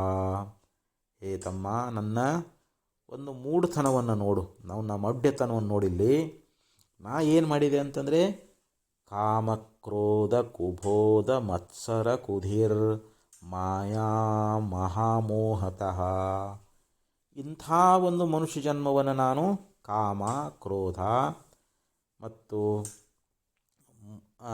ಕುಬೋಧ ಅಂದ್ರೇನು, ತಪ್ಪು ತಿಳುವಳಿಕೆ ಮೂಲಕವಾಗಿ, ಆಮೇಲೆ ಮಾತ್ಸರ್ಯ ಹೊಟ್ಟೆ ಕಿಚ್ಚಿನಿಂದ, ಮತ್ತು ಕುದಿರ್ ಮಾಯಾ ಮೋಹಿತ, ಆ ದುರ್ಬುದ್ಧಿಗಳ ಒಂದು ಮಾಯೆಗೆ ಸಿಕ್ಕಿ ಈ ನರಜನ್ಮವನ್ನು ನಾನು ಹಾಳು ಮಾಡಿಕೊಂಡಲ್ಲ ಅಂಥೇಳಿ ಅನುಭಾವಿಗಳು ಭಾಳ ಸುಂದರವಾಗಿ ಹೇಳ್ತಾರೆ. ನೋಡಿ, ನಾವು ಕೂಡ ಈ ಮನುಷ್ಯ ಜನ್ಮವನ್ನು ಇಂಥ ಕಾಮ ಕ್ರೋಧಾದಿಗಳಿಗೇ ನಾವು ಸಿಕ್ಕೊಂಡ್ಬಿಟ್ಟೇವಿ. ಕಾಮ, ಕ್ರೋಧ, ಲೋಭ, ಮೋಹ, ಮದ, ಮಾತ್ಸರ್ಯಗಳಿಗೆ ಈ ಜನ್ಮವನ್ನು ಕೊಟ್ಟುಬಿಟ್ಟಿದ್ದೀವಿ. ನಾವು ಬಹಳಷ್ಟು ಅನರ್ಥವನ್ನು ಮಾಡ್ಕೊಳ್ಳಿಕ್ಕತ್ತಿದ್ದೀವಿ. ಅದಕ್ಕೆ ಮಹಾತ್ಮರು ನಮಗೆ ಎಚ್ಚರಿಕೆಯನ್ನು ಕೊಡ್ತಾ ಇದ್ದಾರೆ. ಅದಕ್ಕೆ ಇಲ್ಲಿ ಆಚಾರ್ಯ ಏನು ಹೇಳಿದರು? ಕಾಮಂ ಕ್ರೋಧಂ ಲೋಭಂ ಮೋಹಂ ಅಂತೇಳಿದರು. ಈ ಕಾಮ, ಕ್ರೋಧ, ಲೋಭ, ಮೋಹದವಲ್ಲ, ಇವುಗಳನ್ನು ನೀವು ತ್ಯಾಗ ಮಾಡ್ರಿ ಅನ್ನುವಂಥ ಮಾತನ್ನು ಬಹು ಸುಂದರವಾಗಿ ನಮಗೆ ಉಪದೇಶ ಅನ್ನುವಂಥದ್ದನ್ನು ಮಾಡುವಂಥವರಾಗಿದ್ದಾರೆ. ಇನ್ನು ಈ ಕ್ರೋಧ ಅನ್ನುವಂಥದ್ದು ನೋಡ್ರಿ, ಈ ಮನುಷ್ಯನಲ್ಲಿ ಸಿಟ್ಟನ್ನುವಂಥದ್ದು ಬಂತು ಅಂತಂದ್ರೆ ನಾವು ನಮ್ಮ ವಿವೇಕವನ್ನು ಕಳ್ಕೊಂಡ್ಬಿಡ್ತೀವಿ. ನಮಗೆ ಸಿಟ್ಟು ಬಂದಾಗ ಏನು ಮಾಡ್ತೀವಿ? ಆ ಕೋಪದೊಳಗೆ ಅದು ನಮ್ಮನ್ನು ಸುಟ್ಟು ಬಿಡ್ತದೆ. ನಾವು ಗುರು ಹಿರಿಯರಿಗೆ ಗೌರವ ಕೊಡ್ತೇವೇನೋ ಅಂತಂದರೆ ಇಲ್ಲ, ನಮ್ಮಲ್ಲಿರ್ತಕ್ಕಂಥ ಸಮಾಧಾನಗಳು, ಸೈರಣೆಗಳೆಲ್ಲ ನಾಶ ಆಗಿ ಹೋಗಿಬಿಡ್ತಾ ಇದ್ದಾವೆ. ಅದಕ್ಕೆ ಒಂದು ಕಡೆಯೊಳಗೆ ನೀತಿಕಾರ ಈ ಒಂದು ಕೋಪದಿಂದ ಆಗತಕ್ಕಂಥ ಒಂದು ಅನರ್ಥ ಏನು, ಆ ಕೋಪದಿಂದ ನಮಗೆ ಏನೇನೋ ತೊಂದರೆ ಆಗ್ತದೆ ಅನ್ನೋದ್ರ ಬಗ್ಗೆ, ಅನರ್ಥ ಆಗ್ತದೆ ಅನ್ನೋದ್ರ ಬಗ್ಗೆ ಭಾಳ ಸುಂದರವಾಗಿ ನೀತಿಕಾರ ಒಂದು ಶ್ಲೋಕದೊಳಗೆ ಹೇಳ್ತಾ ಇದ್ದಾನೆ. ಅದಕ್ಕೆ ಅವರಂತಾರ, ಸಂತಾಪಂ ತನುತೆ ಭಿನತ್ತಿ ವಿನಯಂ ಸೌಹಾರ್ದಮುತ್ಸಾದಯತ್ ಉದ್ವೇಗಂ ಜನಯತ್ಯವದ್ಯವಚನಂ ಸೂತೆ ವಿದತ್ತೆ ಕಲಿಂ ಕೀರ್ತಿಂ ಕೃಂತತಿ ದುರ್ಮತಿ ವಿತರತಿ ವ್ಯಾಹಂತಿ ಪುಣ್ಯೋದಯಂ ದತ್ತೇಯಃ ಕುಗತಿಂ ಹಾ ಸಹಾತು ಮುಚಿತೋ ರೋಷಸ್ಸ ದೋಷಸ್ಸತಾಂ. ಈ ಮನುಷ್ಯನಲ್ಲಿ ಹುಟ್ಟತಕ್ಕಂಥ ಯಾವ ಕೋಪ, ಸಿಟ್ಟು ಅನ್ನುವಂಥದ್ದೇನದ ಅಂತಂದರೆ ಅದು ದೋಷದಿಂದ ಕೂಡಿಕೊಂಡದ ಅಂತ ಹೇಳ್ತಾ ಇದ್ದಾರೆ. ಯಾಕಂದ್ರೆ ಅದು ಬಂತು ಅಂತಂದ್ರೆ ಸಜ್ಜನರು ನಮ್ಮಿಂದ ದೂರ ಆಗಿಬಿಡ್ತಾರೆ. ನಮ್ಮಲ್ಲಿ ಕೋಪ ಇತ್ತು ಅಂತಂದರೆ ಅದು ಸಜ್ಜನರನ್ನು ತ್ಯಾಗ ಮಾಡಲಿಕ್ಕೆ ಹಚ್ತದೆ. ಆ ರೋಷ ಅನ್ನುವಂಥದ್ದು ನಮ್ಮ ಮನಸ್ಸಿಗೆ ತಾಪವನ್ನು ಉಂಟು ಮಾಡ. ಸಿಟ್ಟು ಬಂದಾಗ ನಮಗೆ ಸಮಾಧಾನ ಇರೋದಿಲ್ಲ, ನಮ್ಮ ಮನಸ್ಸಿನಲ್ಲಿ ಭಾಳ ತಾಪ ಆಗ್ತದೆ. ನಮ್ಮಲ್ಲಿರ್ತಕ್ಕಂಥ ವಿನಯವನ್ನು ಅದು ದೂರ ಮಾಡಿಬಿಡ್ತದಂತ. ನಮ್ಮಲ್ಲಿ ಎಷ್ಟೇ ವಿನಯ ಇದ್ರೂ ಕೂಡ ಸಿಟ್ಟು ಬಂದಾಗ ಆ ವಿನಯ ಅನ್ನುವಂಥ ದೂರ ಹೋಗಿಬಿಡ್ತದೆ. ಮತ್ತು ಸ್ನೇಹವನ್ನು ಕೆಡಿಸ್ತದೆ. ನಮ್ಮಲ್ಲಿರ್ತಕ್ಕಂಥ ಸಿಟ್ಟು ಸ್ನೇಹ ಉಳಿತದೇನು ಅಂತಂದರೆ ಇಲ್ಲ, ಮತ್ತು ಅನೇಕ ಉದ್ವೇಗ ಅನ್ನುವಂಥದ್ದನ್ನು ಉಂಟು ಮಾಡ್ತದೆ. ಅದಕ್ಕಂದ್ರೆ ಅವರು ಸಂತಾಪಂ ತನುಚೆ ಭಿನತ್ತಿ ವಿನಯಂ ಸೌಹಾರ್ದ ಮುತ್ಸಾದ ಯತ್ ಉದ್ವೇಗಂ ಜನಯತ್ಯವದ್ಯ ವಚನಂ. ನಮಗೆ ಉದ್ವೇಗವನ್ನು ಉಂಟು ಮಾಡ್ತದೆ. ಅಷ್ಟೇ ಅಲ್ಲ, ಅವಧ್ಯ ವಚನಂ, ಕೆಟ್ಟ ಮಾತನ್ನು ಹೇಳಿಸಿಬಿಡ್ತದಂತ ಸಿಟ್ಟನ್ನುವಂಥದ್ದು. ಸೂತೆ ವಿದತ್ತೆ ಕಲಿಂ, ಮತ್ತು ಜಗಳವನ್ನು ಹುಟ್ಟಿಸ್ತದೆ. ನಮ್ಮಲ್ಲಿರ್ತಕ್ಕಂಥ ಕೋಪ, ನಮ್ಮಲ್ಲಿರುವಂಥ ಸಿಟ್ಟು ನಮಗೆ ಜಗಳವನ್ನು ಹುಟ್ಟಿಸ್ತದೆ. ಕೀರ್ತಿಂ ಕೃಂತತೆ ದುರ್ಮತಿಂ ವಿತರತಿ, ನಮ್ಮ ಕೀರ್ತಿಯನ್ನು ಕತ್ತರಿಸಿಬಿಡ್ತದೆ. ಅಷ್ಟೇ ಅಲ್ಲ, ನಮ್ಮ ದುರ್ಬುದ್ಧಿಯನ್ನು ಅದು ನಮಗೆ ದುರ್ಬುದ್ಧಿಯನ್ನೇ ಕೊಡ್ತದೆ ಅಂತ. ದುರ್ಬುದ್ಧಿಂ ವಿತರತಿ ವ್ಯಾಹಂತಿ ಪುಣ್ಯೋದಯಂ, ನಮ್ಮಲ್ಲಿರ್ತಕ್ಕಂಥ ಯಾವ ಪುಣ್ಯ ಅನ್ನುವಂಥದ್ದನ್ನು ತೂರಿಬಿಡ್ತದೆ, ನಮಗೆ ದುರ್ಗತಿಯನ್ನೇ ಉಂಟು ಮಾಡ್ತದೆ ಅಂಥೇಳಿ ದತ್ತೇಯ ಕುಗತಿಂ ಸಹಾತು ಮುಚಿತೋ ರೋಷಸ್ಸ ದೋಷಸ್ಸತಾಂ. ಆದ್ದರಿಂದ ಈ ಯಾವ ರೋಷ, ಕೋಪ ಅನ್ನುವಂಥದ್ದು ಈ ರೀತಿಯಾಗಿ ನಮಗೆ ಕೆಟ್ಟ ಗತಿಯನ್ನೇ ಉಂಟು ಮಾಡುವುದರಿಂದ ನಾವು ಆದಷ್ಟು ಈ ಕೋಪ ಅನ್ನುವಂಥದ್ದನ್ನು ದೂರ ಮಾಡಬೇಕು, ಇದನ್ನು ತ್ಯಜಿಸಬೇಕು ಅನ್ನುವಂಥ ಮಾತನ್ನು, ಇದು ಒಳ್ಳೆಯದು, ಯೋಗ್ಯ ಅನ್ನುವಂಥ ಮಾತನ್ನು ಈ ರೀತಿಯಾಗಿ ಸುಭಾಷಿತಕಾರ ಭಾಳ ಸುಂದರವಾಗಿ ನಮಗೆ ಉಪದೇಶ ಅನ್ನುವಂಥದ್ದನ್ನು ಮಾಡಿಕೊಂಡು ಬರ್ತಾ ಇದ್ದಾರೆ. ಯಾವ ಮಹಾಲಿಂಗರಂಗರು ಕೂಡ ಈ ಕೋಪದ ವಿಷಯಕವಾಗಿ ಬಹು ಸುಂದರವಾಗಿ ತಮ್ಮ ಒಂದು ವಚನದಲ್ಲಿ ಹೇಳ್ತಾ ಇದ್ದಾರೆ. ಕೋಪ ತನ್ನನು ಸುಡುವದರಿಂ ಪಾಪಿ ಗುರು ಹಿರಿಯರ ಮನಕ್ಕೆ ಸಂತಾಪ ಕಾರಣವಾಗಿಹುದು. ಸೈರಣೆ ಸಮಾಧಾನ ಪೋಪುದೊಡಲನು ಮರೆವನದರಿಂ ಬಾಪು ಕೋಪವ ಮಹಿಮೆಯಂತುಂಟೋ ಶಾಪದಿಂದ ವಶಿಷ್ಠನು ಊರ್ವಶಿ ಗುದಿಸನೇ ಮುನ್ನ. ನೋಡಿ, ಕೋಪ ತನ್ನನು ಸುಡುವದರಿಂ, ಈ ಸಿಟ್ಟು ಅನ್ನುವಂಥದ್ದು ತನ್ನನ್ನೇ ಸುಡುತ್ತದೆ ಅಂತ ಹೇಳಿದರು. ಗುರು ಹಿರಿಯರ ಮನಕ್ಕೆ ಸಂತಾಪ ಕಾರಣವಾಗಿಹುದು. ಈ ಗುರುವರು ಹಿರಿಯರು ಅಂತೇನದಾರ, ಅವರಿಗೆ ಇದು ಸಂತಾಪಕ್ಕೆ ಕಾರಣವಾಗಿರತಕ್ಕಂಥದ್ದು. ಸೈರಣೆ ಸಮಾಧಾನ ಪೋಪುದು, ನಮ್ಮಲ್ಲಿರ್ತಕ್ಕಂಥ ಒಂದು ಸೈರಣೆ ಸಮಾಧಾನಗಳು ಇವೆಲ್ಲ ನಾಶ ಆಗಿ ಹೋಗಿಬಿಡ್ತಾ ಇದ್ದಾವೆ ಅಂತ, ಇದು ಮೈ ಮರೆಸಿಬಿಡ್ತದಂತ ಹೇಳ್ತಾ ಇದ್ದಾರೆ. ಒಡಲನು ಮರೆವನದರಿಂ ಬಾಪು ಕೋಪವ ಮಹಿಮೆಯಂತುಟೋ, ಭಲೆ ಈ ಕೋಪದ ಮಹಿಮೆ ಅನ್ನುವಂಥದ್ದು ಎಷ್ಟು ಅನ್ನುವಂಥದ್ದು ಇದು ಹೇಳಲು ಅಸದಳ ಅಂತ ಹೇಳ್ತಾ ಇದ್ದಾರೆ. ಶಾಪದಿಂದ ವಶಿಷ್ಠನು ಊರ್ವಶಿ ಗುದಿಸನೇ ಮುನ್ನ, ಇಲ್ಲಿ ವಶಿಷ್ಠರ ಒಂದು ಕೋಪ ಅನ್ನುವಂಥದ್ದು, ಅವ್ರ ಕೋಪ ಏನು ಮಾಡ್ತು ಅಂತಂದರೆ ಆ ಊರ್ವಶಿಯ ಗರ್ಭದಲ್ಲಿ ಜನಿಸುವಂತೆ ಮಾಡ್ತು ಅನ್ನುವಂಥ ಒಂದು ಉದಾಹರಣೆಯನ್ನು ಕೊಡ್ತಾ ಇದ್ದಾರೆ. ಈ ವಶಿಷ್ಠರು ಬ್ರಹ್ಮನ ಮಾನಸ ಪುತ್ರರು.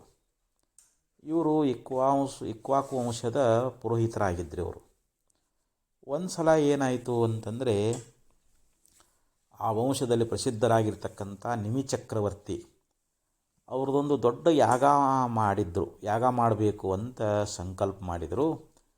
ಅದರ ಪೌರೋಹಿತ್ಯಕ್ಕೆ ವಶಿಷ್ಠರಿಗೆ ಅಕ್ಷತೆಯನ್ನು ಕಳುಹಿಸಿದರು. ತಾವು ಬರಬೇಕು, ಈ ಪೌರೋಹಿತ್ಯವನ್ನು ವಹಿಸಿ ನಮ್ಮ ಯಾಗವನ್ನು ನಡೆಸಿಕೊಡಬೇಕು ಅಂತ ಕಳಿಸಿದರು. ಅದ ಸಮಯದೊಳಗೆ ಏನಾಗಿತ್ತು ಅಂತಂದ್ರೆ, ದೇವೇಂದ್ರ ಒಂದು ಯಾಗವನ್ನು ನಡೆಸ್ತಾ ಇದ್ದ.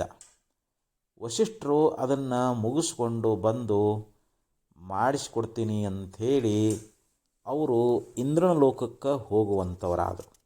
ಯಾರು? ವಶಿಷ್ಠರು ಇಂದ್ರನ ಲೋಕಕ್ಕೆ ಹೋದರು.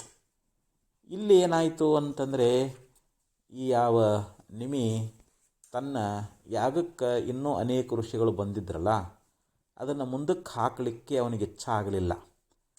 ಬೇರೆಯವರ ಒಂದು ಪೌರೋಹಿತ್ಯದಿಂದ ಯಾಗವನ್ನು ಮುಗಿಸಿಬಿಟ್ರು. ಆಮೇಲೆ ವಸಿಷ್ಠರು ಇಂದ್ರಲೋಕದಿಂದ ತಿರುಗಿ ಆ ನಿಮಿ ಹತ್ತಿರ ಬರ್ತಾರೆ. ಬಂದಾಗ ನಿಮಿ ಮಲ್ಕೊಂಡಿದ್ದ. ತನ್ನನ್ನು ಬಿಟ್ಟು ಯಾಗವನ್ನು ಮಾಡಿರ್ತಕ್ಕಂಥ ಈ ರಾಜ ತನ್ನನ್ನು ಅಲಕ್ಷ್ಯ ಮಾಡಿಬಿಟ್ನಲ್ಲ, ಇವ ಮಲ್ಕೊಂಡಿದ್ದಾನಲ್ಲ ಅಂತ ತಿಳ್ಕೊಂಡು ವಸಿಷ್ಠರಿಗೆ ಭಾಳ ಸಿಟ್ಟು ಬಂತು. ಅವನಿಗೆ ಶಾಪವನ್ನು ಕೊಡುವಂಥವರಾದರು. ಆಗ ನಿರಪರಾಧಿಯಾಗಿರ್ತಕ್ಕಂಥ ತನಗೆ ಶಾಪವನ್ನು ಕೊಟ್ಟಿದ್ದಕ್ಕೆ ಅವನು ದೇಹಾಂತರವನ್ನು ಪಡೀರಿ ಅಂಥೇಳಿ ವಸಿಷ್ಠರಿಗೆ ಶಾಪವನ್ನು ಕೊಟ್ಟುಬಿಟ್ರು. ಯಾರು? ನಿಮಿ ಅನ್ನುವಂಥ ರಾಜ. ಆಮೇಲೆ ವಸಿಷ್ಠರು ಬ್ರಹ್ಮನ ಬಳಿಗೆ ಹೋಗ್ತಾ ಇದ್ದಾರೆ. ಈ ಸಂಗತಿಯನ್ನು ತಿಳಿಸಿದರು. ಆವಾಗ ಬ್ರಹ್ಮ ವಸಿಷ್ಠರ ಒಂದು ಯೋಗಿಗೆ ತಕ್ಕ ಹಾಗೆ ಅವರಿಗೊಂದು ದೇಹ ಪ್ರಾಪ್ತಿಯಾಗತಕ್ಕ ಸ್ಥಳ ಯಾವುದು ಅಂತ ವಿಚಾರ ಮಾಡಿ ಅವರನ್ನು ಈ ವರುಣಲೋಕದಲ್ಲಿರ್ತಕ್ಕಂಥ ಮಿತ್ರಾವರುಣ ಅಂತೇನದಾರಲ್ಲ ಅವ್ರ ಕಡೆಗೆ ಕಳಿಸಿಕೊಟ್ರು. ಆ ಮಿತ್ರಾವರುಣರು ಅಲ್ಲಿ ವರುಣನು ಯಾಗ ಮಾಡ್ತಿರ್ತಕ್ಕಂಥ ಒಂದು ಯಾಗ ಸಮಾರಂಭದೊಳಗೆ ನೃತ್ಯವನ್ನು ಮಾಡ್ತಾ ಇದ್ದ. ಊರ್ವಶಿಯನ್ನು ಕಂಡು ಅಲ್ಲಿ ಕಾಮವಿಕಾರ ಹೊಂದಿದ್ರಂಥ ಆ ಟೈಮ್ದೊಳಗೆ. ಆ ಸಂದರ್ಭದಲ್ಲಿ ಅಷ್ಟು ಮಾತ್ರಕ್ಕನ ವಸಿಷ್ಠರು ಏನು ಮಾಡಿದರು ಅಂತಂದರೆ ಹೊಸ ದೇಹವನ್ನು ಪಡೆದ್ರು ಅಂಥೇಳಿ ಹಿಂಗೆ ಒಂದು ದೇವಿ ಭಾಗದೊಳಗೆ ಕಥಾ ಅನ್ನುವಂಥದ್ದು ಬರ್ತದೆ. ಅಂದರೆ ಇಲ್ಲಿ ಯಾವ ವಸಿಷ್ಠರ ಒಂದು ಕೋಪ ಅನ್ನುವಂಥದ್ದು ಈ ರೀತಿ ಊರ್ವಶಿಯ ಪುತ್ರನಲಿಕ್ಕೆ ಕಾರಣ ಆಯಿತು ಅಂತ ಹೇಳ್ತಾ ಇದ್ದಾರೆ. ಅಂದರೆ ಆ ಮಿತ್ರಾವರುಣರ ಒಂದು ಕಾಮವಿಕಾರ ಮಾತ್ರದಿಂದ ಶರೀರವನ್ನು ಪಡೆದವರಾದ್ದರಿಂದ ವಸಿಷ್ಠರನ್ನು ಇಲ್ಲಿ ಊರ್ವಶಿಯ ಪುತ್ರರು ಅಂಥೇಳಿ ಹಿಂಗೆ ಮಾತನ್ನುವಂಥದ್ದು ಪ್ರಸಿದ್ಧ ಆಗ್ಯದ. ಅಂದರೆ ಇಲ್ಲಿ ಒಂದು ಕೋಪ, ಈ ಕೋಪ ಏನು ಮಾಡ್ತು ಅಂತಂದರೆ ವಸಿಷ್ಠರಿಗೆ ಊರ್ವಶಿಯ ಪುತ್ರ ಆಗುವಂಥ ಪ್ರಸಂಗ ಬಂದೊದಗಿತು ಅಂಥೇಳಿ ಬಹಳ ಸುಂದರವಾಗಿರ್ತಕ್ಕಂಥ ಮಾತನ್ನು ಇಲ್ಲಿ ನಮಗೆ ನೆನಪಿಸಿಕೊಡ್ತಾ ಇದ್ದಾರೆ. ಅದಕ್ಕೆ ಈ ಸಿಟ್ಟು ಅನ್ನುವಂಥದ್ದು ಬಂದಾಗ ಮನುಷ್ಯ ಅನೇಕ ವಿಧವಾಗಿರ್ತಕ್ಕಂಥ ಅಪರಾಧಗಳನ್ನು ಮಾಡ್ತಾ, ಅನೇಕ ಅನರ್ಥಗಳು ಕೋಪದಿಂದ ಅವನಿಗೆ ಭಾಳಷ್ಟು ಅನರ್ಥಗಳನ್ನು ಪಾಪಗಳನ್ನು ಮಾಡ್ತಾ ಇದ್ದಾನ. ಅದಕ್ಕಾದಷ್ಟು ನಮಗೆ ಕೋಪ ಬಂದಾಗ ಅದನ್ನು ನಾವು ಸಮಾಧಾನ ಮಾಡಿಕೊಳ್ಬೇಕು. ಆ ಕೋಪದ ಕೈಯೊಳಗೆ ನಾವು ಬುದ್ಧಿಯನ್ನು ಕೊಟ್ಟೀವಿ ಅಂತಂದರೆ ನಾವು ಅದರಿಂದ ಅನೇಕ ರೀತಿಯಾಗಿರ್ತಕ್ಕಂಥ ಹಿಂಸಾದಿಗಳನ್ನು ಮಾಡ್ತಾ ಇದ್ದೀವಿ. ನಮ್ಮಿಂದ ಪಾಪ ಅನ್ನುವಂಥದ್ದು ಉಂಟಾಗ್ತದೆ. ಅದಕ್ಕೆ ಈ ಕೋಪ ಅನ್ನುವಂಥದ್ದನ್ನು ನಾವು ಎಂಥ ಬುದ್ಧಿವಂತದಾನಂದ್ರೂ ಕೂಡ ಅದನ್ನು ತ್ಯಾಗ ಮಾಡಬೇಕು ಅಂತ ಹೇಳ್ತಾ ಇದ್ದಾರೆ. ಅದಕ್ಕೆ ಇನ್ನೊಂದು ಶ್ಲೋಕದೊಳಗೆ ಮಹಾತ್ಮರು ಹೇಳ್ತಾರೆ, ಅಂಧೀಕರೋಮಿ ಭುವನಂ ಬದಿರೀಕರೋಮಿ ಧೀರಂ ಸಚೇತನಮಚೇತನತಾಂ ನಯಾಮಿ ಕೃತ್ಯಂ ನ ಪಶ್ಯತಿ ನ ಏನ ಹಿತಂ ಶೃಣೋತಿ ಧೀಮಾನಮಧೀತಮಪಿ ನ ಪ್ರತಿಸಂದಧಾತಿ. ಸುಭಾಷಿತಕಾರ ಒಂದು ಶ್ಲೋಕದೊಳಗೆ ಹೇಳುವಂಥವನಾಗ್ತಾನೆ. ಅಂದರೆ ಎಂಥ ಬುದ್ಧಿವಂತನಾಗಿದ್ದರೂ ವಿದ್ಯಾವಂತನಾಗಿದ್ದರೂ ಕೂಡ ಈ ಕ್ರೋಧ ಅನ್ನುವಂಥದ್ದು ಅವನನ್ನು ಕುರುಡನನ್ನಾಗಿ ಮಾಡಿಬಿಡ್ತದಂತೆ. ಅಷ್ಟೇ ಅಲ್ಲ, ಅವನಿಗೆ ಕಿವಿ ಕೇಳಿಸಲಾರ್ದಂಗೆ ಅವನು ಕಿವುಡನಾಗ್ತಾ ಇದ್ದಾನೆ. ಅದಕ್ಕೆ ಸಚೇತನಾಗಿರ್ತಕ್ಕಂಥ ವ್ಯಕ್ತಿಯನ್ನು ಕೂಡ ಅದು ಅಚೇತನ ಮಾಡಿಬಿಡ್ತದೆ, ಅವನನ್ನು ಜಡ ಮಾಡಿಬಿಡ್ತದೆ. ಆದ್ದರಿಂದ ಈ ಕ್ರೋಧಿತನಾಗಿರ್ತಕ್ಕಂಥ ವ್ಯಕ್ತಿ ಆ ಮೈ ಮೇಲೆ ಅಚ್ಚರಿಲ್ದಂಗೆ ಇರ್ತಾನ ಅಂತ. ಅವನಿಗೆ ಮುಂದೆ ಏನು ಮಾಡಬೇಕು ಅನ್ನುವಂಥ ಕಿಂಕರ್ತ ವಿಮೂಢನನ್ನಾಗಿ ಮಾಡಿಬಿಡ್ತದೆ. ಅದಕ್ಕೆ ಈ ಕ್ರೋಧ ಅನ್ನುವಂಥದ್ದು ಇದು ಮನುಷ್ಯನಿಗೆ ಒಳ್ಳೆಯದಲ್ಲ ಅಂತ ಹೇಳಿದರು. ನೋಡು, ಕ್ರೋಧದೊಳಗೆ ದೇವೇಂದ್ರ ಏನು ಮಾಡಿಬಿಟ್ಟ, ವೃತ್ರಾಸುರನ ಶಿರವನ್ನು ಸಂಹಾರ ಮಾಡಿಬಿಟ್ಟ. ಶಿವನೂ ಕೂಡ ಆ ಬ್ರಹ್ಮನ ಒಂದು ಶಿರಸ್ಸನ್ನುವಂಥದ್ದನ್ನು ತನ್ನ ಉಗುರಿನಿಂದ ಚೂಟಿಬಿಟ್ಟ. ವಿಶ್ವಾಮಿತ್ರನೂ ಕೂಡ ವಸಿಷ್ಠರ ಮಕ್ಕಳನ್ನು ಸಂಹಾರ ಮಾಡಿಬಿಟ್ಟ. ಹಿಂಗೆ ಕ್ರೋಧ ಅನ್ನುವಂಥದ್ದು ಏನು ಮಾಡ್ತದೆ ಅಂತಂದ್ರೆ ಮನುಷ್ಯನಿಗೆ ಹಿಂಸೆಯನ್ನೇ ಮಾಡ್ತದೆ. ಮನುಷ್ಯ ಹಿಂಸೆಯನ್ನು ಮಾಡ್ತಾ ಇದ್ದಾನ. ಅದಕ್ಕೆ ಇಲ್ಲಿ ಕ್ರೋಧ ಅನ್ನುವಂಥದ್ದನ್ನು ತ್ಯಾಗ ಮಾಡಬೇಕು ಅನ್ನುವಂಥ ಮಾತನ್ನು ಬಹು ಸುಂದರವಾಗಿ ಆಚಾರ್ಯರು ಇಲ್ಲಿ ಕ್ರೋಧ ಹಾಗೆ ಇಲ್ಲಿ ಲೋಭ ಅನ್ನುವಂಥದ್ದು. ಲೋಭವು ಕೂಡ ಮನುಷ್ಯನಿಗೆ ಬಹಳ ದುಃಖವನ್ನು ಕೊಡ್ತದೆ ಅಂತ ಹೇಳ್ತಾ ಇದ್ದಾರೆ. ಲಾಭಾತ್ ಲೋಭ ಪ್ರವರ್ತತೆ ಅಂತ ಹೇಳಿದರು. ಮನುಷ್ಯನಿಗೆ ಧನ ಹೆಚ್ಚಾದಾಗ ಲೋಭ ಗುಣ ಅನ್ನುವಂಥದ್ದು ಹೆಚ್ಚಾಗ್ತದಂತೆ. ಅದಕ್ಕೆ ನಾವು ಯಾವಾಗಲೂ ಲೋಭದಿಂದ ಕೂಡಿಕೊಳ್ಬಾರ್ದು. ನಮ್ಮಲ್ಲಿ ಉದಾರ ಗುಣ ಅನ್ನುವಂಥದ್ದು ಇರಬೇಕು.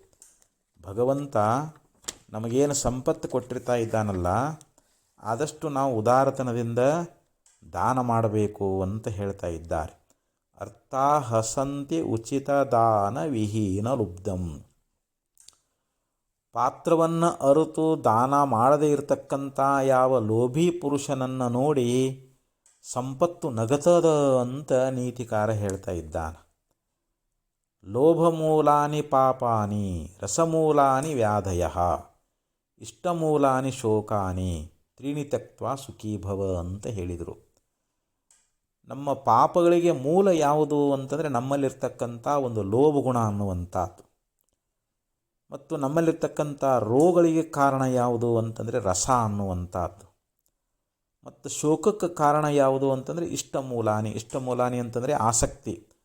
ವಿಷಯದಲ್ಲಿರ್ತಕ್ಕಂಥ ಆಸಕ್ತಿ, ಆ ರಾಗ, ಅದೇ ಇಲ್ಲೇನಾಗ್ಯದ ಅಂತಂದರೆ ಅದು ನಮಗೆ ದುಃಖವನ್ನು ಉಂಟು ಮಾಡ್ತದೆ. ಈ ಮೂರನ್ನು ತ್ಯಾಗ ಮಾಡಿ ಸುಖವಾಗಿರುವಂತ ಹೇಳ್ತಾರೆ. ನಾವು ಸುಖಿಯಾಗಬೇಕು ಅಂತಂದರೆ ಈ ಲೋಭ ಅನ್ನುವಂಥದ್ದನ್ನು ತ್ಯಾಗ ಮಾಡಬೇಕು ಅಂಥೇಳಿ ನಿಜಮುಸ್ಲಿವರು ಕೂಡ ಕಡು ಲೋಭದಿಂದ ದುರ್ಗುಣಮನ್ಯ ಉಂಟೆ. ಕಡು ಲೋಭಕ್ಕಿಂತಲೂ ಹೆಚ್ಚಿನ ದುರ್ಗುಣ ಅನ್ನುವಂಥದ್ದು ಈ ಲೋಕದೊಳಗೆ ಅದೇನು ಅಂತಂದರೆ ಇಲ್ಲ. ಅದಕ್ಕೆ ಆ ದುರ್ಗುಣ ಅನ್ನುವಂಥದ್ದನ್ನು ನಾವು ತ್ಯಾಗ ಮಾಡಬೇಕು. ಯಾವುದು ಕಡು ಲೋಭವನ್ನು ಬಿಡಬೇಕು ಅಂತ ಹೇಳ್ತಾ ಇದ್ದಾರೆ. ಅದಕ್ಕೆ ನೀತಿಕಾರ ಒಂದು ಮಾತು ಹೇಳ್ತಾನ, ಪಿಪೀಲಿಕಾ ಆರ್ಜಿತಂ ಧಾನ್ಯಂ ಮಕ್ಷಿಕಾ ಸಂಚಿತಂ ಮಧು ಲುಬ್ಧೇನ ಸಂಚಿತಂ ದ್ರವ್ಯಂ ಸಮೂಲಂ ಚ ವಿನಶ್ಯತಿ. ಒಂದು ಇರುವೆ ಸಂಗ್ರಹ ಮಾಡಿರ್ತಕ್ಕಂಥ ಧಾನ್ಯವನ್ನು, ಜೇನು ಹುಳಗಳು ಸಂಗ್ರಹಿಸಿರ್ತಕ್ಕಂಥ ಜೇನುತುಪ್ಪವನ್ನು, ಒಬ್ಬ ಲೋಭಿಯು ಸಂಗ್ರಹ ಮಾಡಿರ್ತಕ್ಕಂಥ ದ್ರವ್ಯ, ಇವು ಸಂಪೂರ್ಣವಾಗಿ ನಾಶವಾಗಿ ಹೋಗ್ತಾವೆ ಅನ್ನುವಂಥ ಮಾತನ್ನು ನೀತಿಕಾರ ಹೇಳ್ತಾ ಇದ್ದಾನೆ. ಅದಕ್ಕೆ ಇಲ್ಲಿ ನಮ್ಮಲ್ಲಿ ಧನ ಅನ್ನುವಂಥದ್ದು ಇರುವಾಗ ನಾವು ಲೋಭವನ್ನು ಮಾಡಲಿಕ್ಕೆ ಹೋಗಬಾರದು. ಅದಕ್ಕೆ ಏಕೆ ಧನವಿದ್ದು ಲೋಭವನ್ನು ಮಾಡ್ಪೆಯಲೆ ಮನುಜ, ಸಾಕು ನಿನಗೆ ಅದರಿಂದೇನು ಫಲವಿಹುದು ಅಂತ ಸರ್ಪಭೂಷಣರು ಕೂಡ ಹೇಳಿದರು. ನಿನ್ನಲ್ಲಿ ಧನ ಇದ್ದಾಗ ಯಾಕೆ ಲೋಭ ಮಾಡ್ತಿ, ಯಾಕೆ ಅದನ್ನು ಬಚ್ಚಿಡ್ತಾ ಇದ್ದಿ? ನೀನು ಊಟ ಮಾಡು, ನಿನ್ನ ಮಡದಿ ಮಕ್ಕಳಿಗೆ ಕೊಡು, ಬಂಧು ಬಾಂಧವರಿಗೆ ಕೊಡು, ಕಷ್ಟದಲ್ಲಿದ್ದವರಿಗೆ ಸಹಾಯ ಮಾಡು. ಸಾಧುಗಳಿಗೆ, ಸತ್ಪುರುಷರಿಗೆ, ಕಡು ಬಡವರಿಗೆ, ಕಷ್ಟದಲ್ಲಿದ್ದವರಿಗೆ ನೀ ಅವರಿಗೆ ಸಹಾಯ ಮಾಡಿದಿ, ದಾನ ಮಾಡಿದಿ ಅಂತಂದ್ರೆ ನಿನಗೆ ಅದರಿಂದ ಪುಣ್ಯ ಬರ್ತದೆ. ಆ ಪುಣ್ಯ ನಿನಗೆ ಈ ಲೋಕದಲ್ಲಿ ಪರಲೋಕದಲ್ಲಿ ನಿನಗೆ ಸುಖ ಅನ್ನುವಂಥದ್ದು ಕೊಡ್ತದೆ. ಅದಕ್ಕೆ ನೀನು ಯಾಕೆ ಲೋಭವನ್ನು ಮಾಡ್ತೀ ಅಂಥೇಳಿ ಸರ್ಪಭೂಷಣ ಶಿವರು ಕೂಡ ಭಾಳ ಸುಂದರವಾಗಿ ಉಪದೇಶ ಅನ್ನುವಂಥದ್ದನ್ನು ಮಾಡ್ಕೊಂಡು ಬಂದಿದ್ದಾರೆ. ಅದಕ್ಕೆ ಇಲ್ಲಿ ಆಚಾರ್ಯರು ನಮಗಿಲ್ಲೇನು ಹೇಳಿದರು, ಕಾಮಂ ಕ್ರೋಧಂ ಲೋಭಂ ಮೋಹಂ. ಮತ್ತು ಈ ಮೋಹ ಅನ್ನುವಂಥದ್ದು ನೋಡಿ, ನಾವು ಈ ಶರೀರಕ್ಕೆ ಸಂಬಂಧಪಟ್ಟಿರ್ತಕ್ಕಂಥ ವಸ್ತುಗಳಲ್ಲಿ ಹೆಂಡತಿ ಆಗಲಿ, ಮಕ್ಕಳಾಗಲಿ, ಧನ ಆಗಲಿ, ಹೊಲ ಆಗಲಿ, ಮನೆಯಾಗಲಿ, ಬಾಂಧವರಾಗಲಿ, ಇವರೆಲ್ಲರೂ ನಮ್ಮವರು ಅನ್ನುವಂಥ ಒಂದು ಮೋಹ ಅನ್ನುವಂಥದ್ದನ್ನು ಮಾಡ್ತೀವಿ. ಆ ಮೋಹವೇ ಮಹಾಮೃತ್ಯು ಅಂತ ಹೇಳಿಸಿಕೊಳ್ತದೆ. ಅದಕ್ಕೆ ಅಜಾನನ್ಮಾಹಾತ್ಮ್ಯಂ ಪತತು ಶಲಭೋ ದೀಪದಹನೆ ಸಮೀನೋಪಜ್ಞಾನಾತ್ ಬಡಿಸೈತು ಮಸ್ನಾಸು ಪಿಚಿತಂ ವಿಜಾನಂತ್ಯೋಪೇತೆ ವಯಮಿಹ ವಿಪಜ್ಜಾಲ ಜಟಿಲಾಂ ನಮುಂಚಾಮ ಕಾಮಾನ್ ಅಹ ಗಹನೋ ಮೋಹ ಮಹಿಮಾ ಅಂತ ನೀತಿಕರ ಶ್ಲೋಕದೊಳಗೆ ಹೇಳ್ತಾ ಇದ್ದಾನೆ. ಅಜಾನನ್ ಮಾಹಾತ್ಮ್ಯಂ ಪತತು ಶಲಭೋ ದೀಪದಹನೆ. ಒಂದು ಪತಂಗ ಅನ್ನುವಂಥದ್ದು ಹಾರ್ಕೊಂತ ಬರ್ತದೆ, ದೀಪ ಹಚ್ಚಿಟ್ಟಾರ, ಇದು ಎಷ್ಟು ಸುಂದರ ಅದಲ್ಲ ಅಂಥೇಳಿ ಅದನ್ನು ಸ್ಪರ್ಶ ಮಾಡೋಕ್ಕೆ ಹೋಗಿ ಸುಟ್ಕೊಂಡು ಸತ್ತು ಹೋಗ್ತದೆ. ಹಾಗೆ ಒಬ್ಬ ಮೀನುಗಾರ ಗಾಳಕ್ಕೆ ಒಂದಿಷ್ಟು ಮಾಂಸವನ್ನು ಸಿಗಿಸಿ ಒಂದು ಕೆರೆಯೊಳಗನೋ ಬಾವಿಯೊಳಗೋ ಬಿಡ್ತಾನೆ. ಆವಾಗ ಅದು ಮೀನು ಏನು ಮಾಡ್ತದೆ, ಓಹೋ ನನ್ನ ಆಹಾರ ಮಾಂಸ ಸಿಕ್ತಲ್ಲ ಅಂಥೇಳಿ ಬಾಯಾಗೆ ಹಿಡ್ಕೊಳ್ತದೆ, ಅದು ಗಾಳದೊಳಗೆ ಬಿದ್ದು ಮೀನುಗಾರನ ವಶ ಆಗ್ತದೆ, ತನ್ನ ಪ್ರಾಣ ಕಳ್ಕೊಳ್ತದೆ. ಆದರೆ ನಾವು ಮಾನವರು ಎಲ್ಲ ತಿಳ್ಕೊಂಡವರು, ಅವುಗಳಿಗಂತೂ ವಿವೇಕಿಲ್ಲ, ಅವಕ್ಕೆ ಜ್ಞಾನ ಇಲ್ಲ. ಮೀನಿಗಾಗಲಿ ಪತಂಗಕ್ಕಾಗಲಿ ಅವಕ್ಕೆ ಜ್ಞಾನ ಇಲ್ಲ, ಅವು ವಿವೇಕದಾವು. ಆದರೆ ವಿಜಾನಂತೋಪ್ಯೇತೆ ವಯಮಿಹ ವಿಪಜ್ಜಾಲ ಜಟಿಲಾನ್, ಅನೇಕ ವಿಪತ್ತುಗಳಿಂದ ಕೂಡಿದ ದುಃಖದಿಂದ ಕೂಡಿರ್ತಕ್ಕಂಥ ನಾವು ಅನೇಕ ಕಾಮನೆಗಳಿಗೆ ವಶ ಆಗಿಬಿಟ್ಟಿದ್ದೀವಿ. ಯಾಕಂದರೆ ಮೋಹ ಮಹಿಮಾ, ಅವುಗಳಲ್ಲಿ ನಾವು ಮೋಹಾಸಕ್ತರಾಗಿರುವುದರಿಂದ ಅವುಗಳನ್ನು ನಾವು ಬಿಡಲಿಕ್ಕಾಗ್ತಾ ಇಲ್ಲ. ಇದು ಮಹಿಮಾ ಎಂಥದ್ದು ಅಂಥೇಳಿ ಅಲ್ಲಿ ಭಾಳ ಸುಂದರವಾಗಿ ಯಾವ ನೀತಿಕಾರ ಆ ಶ್ಲೋಕದಲ್ಲಿ ಹೇಳ್ಕೊಂಡು ಬಂದಿದ್ದಾನೆ. ಹಾಗೆ ಇಲ್ಲಿ ನಾವು ಕೂಡ ಈ ಯಾವ ಒಂದು ಸಂಸಾರದಲ್ಲಿರ್ತಕ್ಕಂಥ ವಿಷಯಗಳಲ್ಲಿ ಯಾವ ಮೋಹ ಅನ್ನುವಂಥ ಇಟ್ಟೇವಲ್ಲ, ಆ ಮೋಹವನ್ನು ನಾವು ತ್ಯಾಗ ಮಾಡಿದ್ದಾದರೆ ನಮಗೆ ಜ್ಞಾನ ಆಗ್ತದೆ. ಆತ್ಮಜ್ಞಾನ ವಿಹೀನ ಮೂಢ ತೇ ಪಚಂತೆ ನರಕ ನಿಗೂಢ. ಯಾವನು ಆತ್ಮಜ್ಞಾನದಿಂದ ವಿಹೀನಾಗಿದ್ದಾನೆಯೋ, ಆತ್ಮಜ್ಞಾನ ಅವನು ಮಾಡಿಕೊಳ್ಳಿಲ್ಲ ಅಂತಂದರೆ ಅವನು ನರಕದೊಳಗೆ ಹೋಗಿ ದುಃಖವನ್ನು ಅನುಭವಿಸ್ತಾ ಇದ್ದಾನೆ. ತ್ಯಕ್ತ್ವಾ ಕಾಮಂ ಕ್ರೋಧಂ ಲೋಭಂ ಮೋಹಂ ತ್ಯಕ್ತ್ವಾತ್ಮಾನಂ ಪಶ್ಯತಿ ಸೋಹಂ ಅಂತ ಹೇಳಿದರು. ಕಾಮ ಕ್ರೋಧ ಲೋಭ ಮೋಹವನ್ನು ಬಿಟ್ಟು ತನ್ನನ್ನು ಸೋಹಂ, ಆ ಪರಮಾತ್ಮನೇ ನಾನಿದ್ದೇನೆ ಅನ್ನುವಂಥ ಸೋಹಂ ಭಾವದಿಂದ ಆ ಭಗವಂತನನ್ನು ನಾವು ಭಜಿಸಬೇಕು ಅಂಥೇಳಿ ಆಚಾರ್ಯರು ಬಹು ಸುಂದರವಾಗಿಲ್ಲಿ ಉಪದೇಶ ಅನ್ನುವಂಥದ್ದನ್ನು ಮಾಡ್ಕೊಂಡು ಬಂದಾರ. ಅಂಥ ದಿವ್ಯ ಜ್ಞಾನವನ್ನು ಪರಮಾತ್ಮ ನಮ್ಮೆಲ್ಲರಿಗೂ ಅನುಗ್ರಹಿಸಲಿ ಅಂತ ಹೇಳ್ತಾ ಈ 4 ಸದ್ಗುಣ ಅರ್ಪಿಸಿ ವಿರಾಮಿಸ್ತಾ ಇದ್ದೇನೆ. ಓಂ ತತ್ಸತ್.